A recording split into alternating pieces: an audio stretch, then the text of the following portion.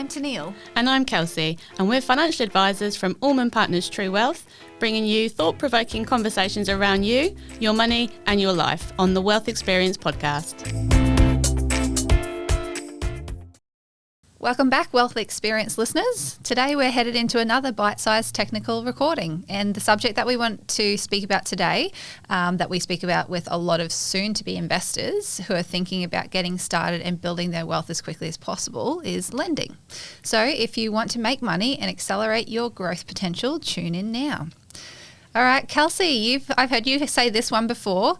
The best time to start investing is yesterday. But if we've missed that, the best time is today, right?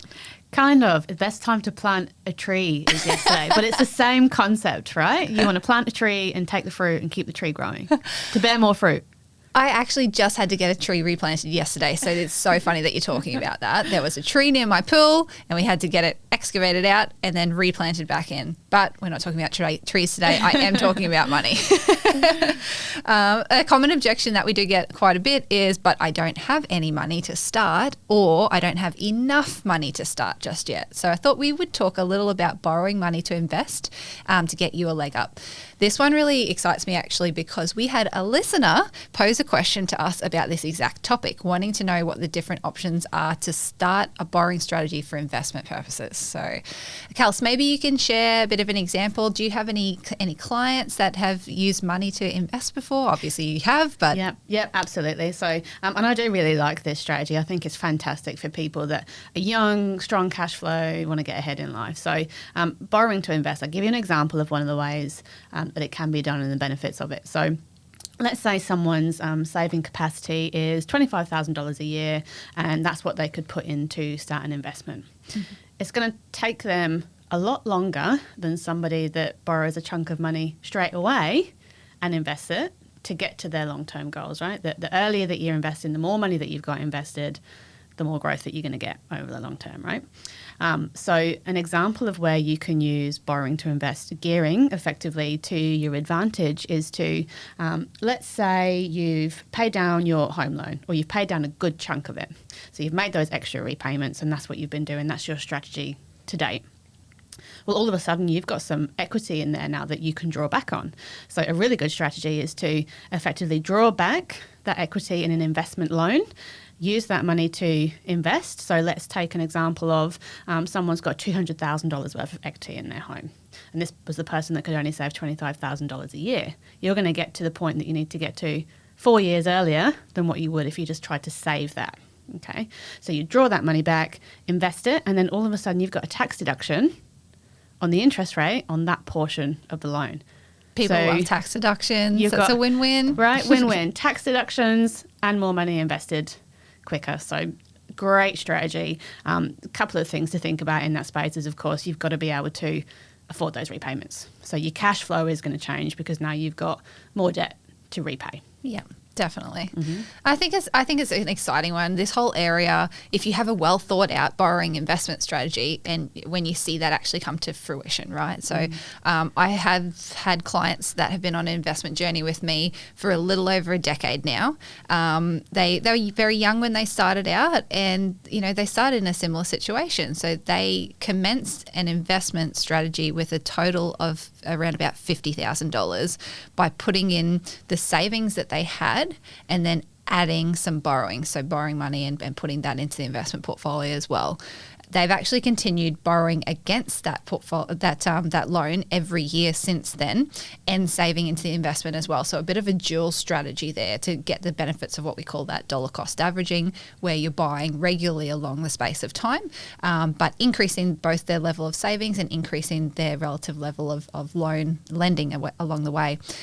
Currently, their net investment position, so not forgetting that they have that loan that they've been taking out additional money on, their net investment position is a little over $500,000, which is just a great outcome. About a decade's down the track, started with 50,000, have 10 times that, 10x that, and now they've got over $500,000 invested. Yeah, which is really fantastic. And the benefits of borrowing money to invest are that you have a higher amount, as I said earlier, which you can increase the compounded return on that you do achieve. So really speaking, the more you have, the more you make. one of the things that you do need to consider is that borrowing does increase your risk, because during market highs, you have more money, but during negative periods, you experience the lows, which is... Yeah, definitely like in a larger space when there's that real dollar value attached. Yep. So there's lots of different ways that you can borrow money and invest. So there's a difference between taking an investment loan and doing principal and interest repayments so you continue to pay that loan down, or taking a margin loan, just having interest-only repayments, and then having what we call a margin call come into play and be a factor, which we'll talk about that later on, no doubt, anyway, Teneale. Exactly. And if our listeners are interested in learning more about protecting themselves from those kinds of risks that you're talking about, we did a podcast, Pursuing a Better Investment Experience. So tune into that one and get those really good tips. But assuming that you have a good investment plan, borrowing money to invest can really help you get ahead, like you say. In fact, my husband actually started this strategy when he was quite young. He used a bit of a lending strategy, which allowed us to use that capital and created a way to help us get to our goals, buying our first home. So it can help you get to those other goals so long as you understand lending and those risks involved. Yeah. And I think, a common question or thought is, where do you actually start? So perhaps you don't have to actually have savings that you can part with for the investment purposes just yet. And if you're starting at zero, you could borrow on a non-secured loan to invest. So if there's nothing there, you'd obviously have to have the cash flow to be able to do that. So you could make the repayment. So you'd have to have some level of surplus cash flow. But the bank would, in that instance, charge you a higher level of interest on that loan. So it's something to be aware of. If you're borrowing money to invest, you are going to have a higher interest rate than what you would typically on a home loan. But the benefits are that the debt would be tax deductible. So the additional interest is a cost that you need to consider, but you are going to get some tax deductions for it. 100%. And if it's not attractive to you, so if you're thinking about borrowing to invest, but you go, well, the bank's going to lend to me at such a high interest rate that I don't want to start there, the next logical situation is just to save a little bit of money first, right? And then once you've built that, consider a loan that might be secured, for example, by investment. So you're talking about this earlier, the example being the margin loan. The benefits of a margin loan, those style of products where it's secured by the investment themselves, is that you're likely to get a lower rate than a personal unsecured loan, and none of your personal assets are therefore at risk because the bank is only taking security over the investments that you've purchased. But you do need to consider the risks that a margin loan actually carries. The big one being a margin call. So this situation is where the bank tells you that you can only borrow up to a certain level of the overall lending position, so the overall position of the portfolio. So a margin loan says, I've got these investment assets, I'll let you borrow up to 70% or whatever the number might be. But the bank actually has security over those investment assets. They're able to monitor those assets, and if we do go through a market fall, so if we think back to the global financial crisis, if the overall value of the margin loan is higher than the allowable borrowing percentage, that would actually trigger what they call a margin call. And when that happens, the only options that you've got to rectify a margin call situation are putting more money into your investments. Secondly, you can pay down the loan. Or thirdly, they'll force you to sell assets to pay down the loan. And that can be the real problem if you're selling assets when markets have fallen and they're lower in value. Yeah, absolutely. Now, obviously, to counter some of those risks, you have to start with some smart contingencies before you go into this. So having a low level of borrowings to start with, having money in the bank to fund a payment into the investments or the loan if you are at risk of margin calls. So have a backup plan and diversify your portfolio well so you're reducing the risk of markets dropping significantly and then not coming back. Definitely. And so margin calls, they're not perfect. Margin loans are not perfect, but they definitely give you a leg up. They give you ability to get into the market and get that borrowings in place, not put your personal assets at risk. But like you said, there is a third option. If you're in that situation where you are lucky enough to own property already and you've got equity to borrow against your home and invest, that can be quite attractive. It can often yield you the best levels of interest rates because those loans secured by property often have much lower interest rates and may give you that flexibility of having sometimes being able to take interest-only payments or oftentimes you might just have that as a principal and interest payment split over a long time, like a 30-year loan term.